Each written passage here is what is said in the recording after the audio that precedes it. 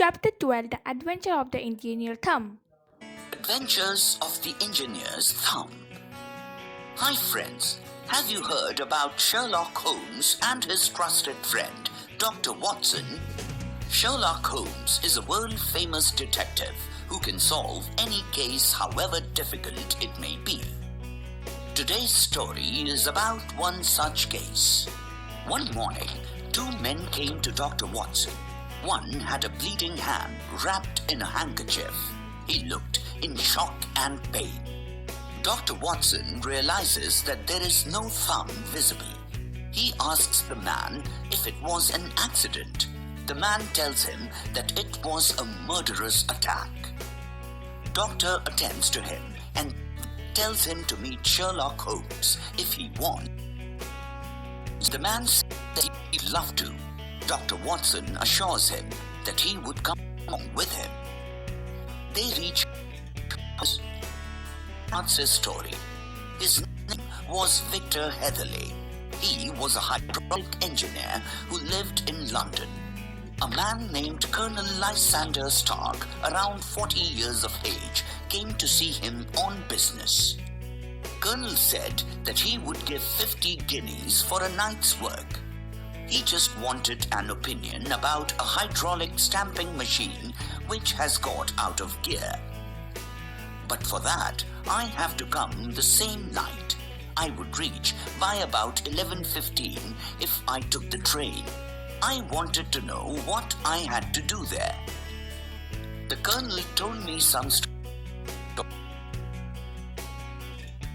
on his neighbor's grounds, how he was testing it and how he planned to buy the land. But the machine would not work for the testing. I got into the train. The colonel met me halfway and took me in a carriage. At the house, I encountered a lady who wanted me to leave as soon as I could. The colonel came with Mr. Ferguson, his secretary and manager. He took me to a room where the press was kept. I pointed out the problem that there was a slight leakage through one of the side cylinders and told them the solution. By then, I had realized that the machine that I come to know the truth. He shut me in the room and left. Suddenly, the press started. It starts moving down about me on its weight. Suddenly, I saw a door and ran toward it. In time, the door opened.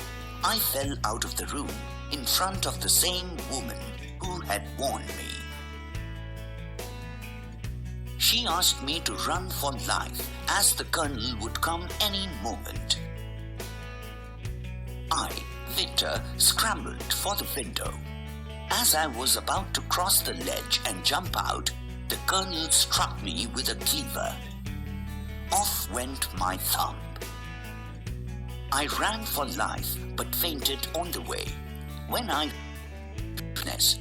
took the same I had come by and stopped. Holmes showed him a newspaper article of a year back.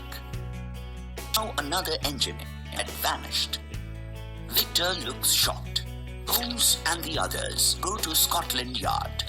From there, they leave with Inspector Bradstreet, a plainclothesman, to go to Eyford.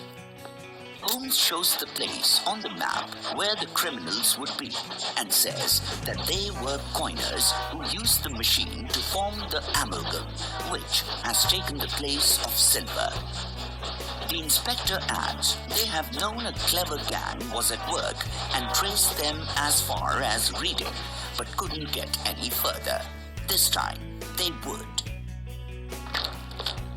When they reached the station, they saw smoke in the jungle. The house that Victor had visited the other day was on fire.